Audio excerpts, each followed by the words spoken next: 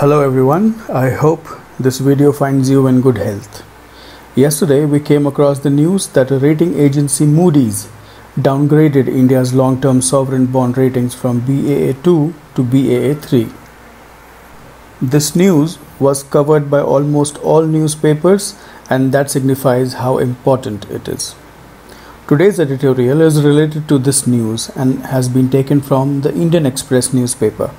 The title is The Slowdown. Now before we go any further, let's get to know some basics. Moody's or Moody's Investors Service is a bond credit rating agency headquartered in New York and founded by John Moody in 1909. It provides international financial research on bonds issued by commercial and government entities. Now, just as the creditworthiness of an individual is measured by the CIBIL score, when it comes to measuring the creditworthiness of governments or big corporations, a standardized rating system is used. In Moody's Investors Service rating system, government bonds or G-Secs are assigned a rating from AAA to C, with AAA being the highest quality and hence most secure, and C being the lowest quality. This rating tells the amount of risk an investor may have to bear in the case of a default. India's G-Secs have been downgraded to Baa3. That means they are now in the moderate credit risk category, considered medium grade. Now any investor won't feel as confident as earlier to invest in government bonds. Okay, now that we know about Moody's and the ratings, etc., let's read the article to understand what caused this downgrade and what the editor of the Indian Express newspaper concludes from this news. The slowdown. Rating downgrade by Moody's underlines somber economic outlook, the pressing challenge ahead. Somber is dull, and a pressing challenge needs immediate attention. So this rating downgrade by Moody's has highlighted the dull economic outlook in India, and the immediate action is required on the challenges that lie ahead. In November 2017, Moody's Investors Service had upgraded India's ratings to Baa2 on expectations that the then progress on reforms would over time enhance India's growth potential. It had believed that the implementation of key reforms would strengthen the sovereign credit profile through a gradual but persistent improvement in economic, institutional, and fiscal strength. So in 2017, things were going fine. Economic reforms were picking up and India had a good growth potential. So government bonds got an upgrade to Baa2 then. However, as the country's economic data indicates, these expectations have since been belied as the expectation of the reforms has been relatively weak. Acknowledging this, on Monday, the rating agency downgraded India's foreign currency and local currency long-term issuer ratings to Baa3 from Baa2. So now, given the economic data available on last year's fiscal growth and others have completely contradicted or belied those 2017 expectations, and that led to Moody's to downgrade India's bond paper rating to Baa3. By long-term issuer ratings, we mean such obligations of bonds that have a maturity period of 1 year or more.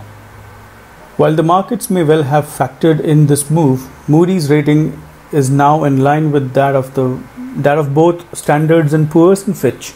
The downgrade nonetheless underlines the grim economic reality. The rating agency cited multiple reasons to justify its action. Challenges in the implementation of policies to help offset the risks of low growth, deterioration in the general government fiscal position, and stress in the financial sector. It also emphasized that the decision to downgrade India was not driven by the impact of the COVID pandemic. Rather, the pandemic and the national lockdown to contain its spread have exacerbated the economy's vulnerabilities, which had been building up prior to the virus shock. This view is in line with what the recent economic data indicates. So these statements together tell the reasons behind the downgrade: implementation issues, an increasing fiscal deficit, and the stressed banking and finance sector.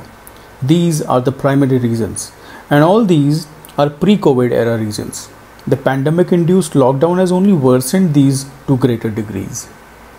Economic activity in India has been on a steady decline over the past few years, slowing down from 7.1% in the first quarter of 2018-19 to 3.1% in the fourth quarter of 2019-20.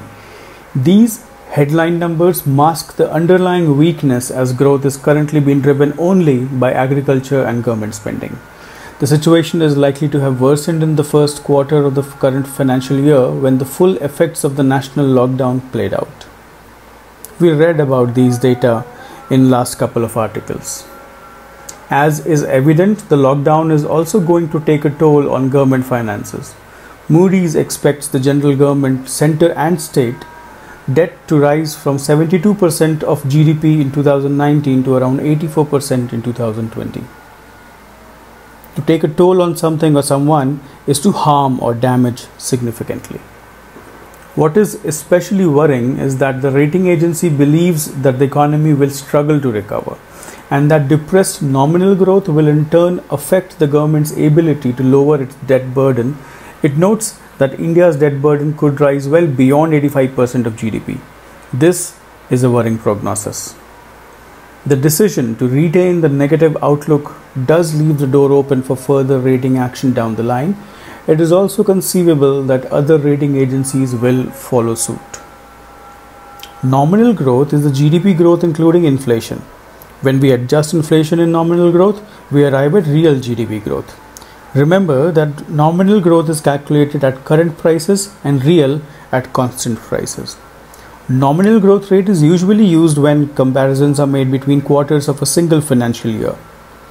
Now, a depressed nominal growth will reduce the ability of the government to repay its debt that it raised using G-Secs, and that will further downgrade their ratings, and a vicious cycle may continue. This is worrying. So this was today's editorial. It successfully presented the reasons behind the Moody's downgrading India's long-term sovereign bonds to Baa3 rating and what consequences may ensue. I hope you understood it well. Feel free to come up with any further questions or doubts you may have. This is me signing off for today. You have a good day. Stay in and stay safe.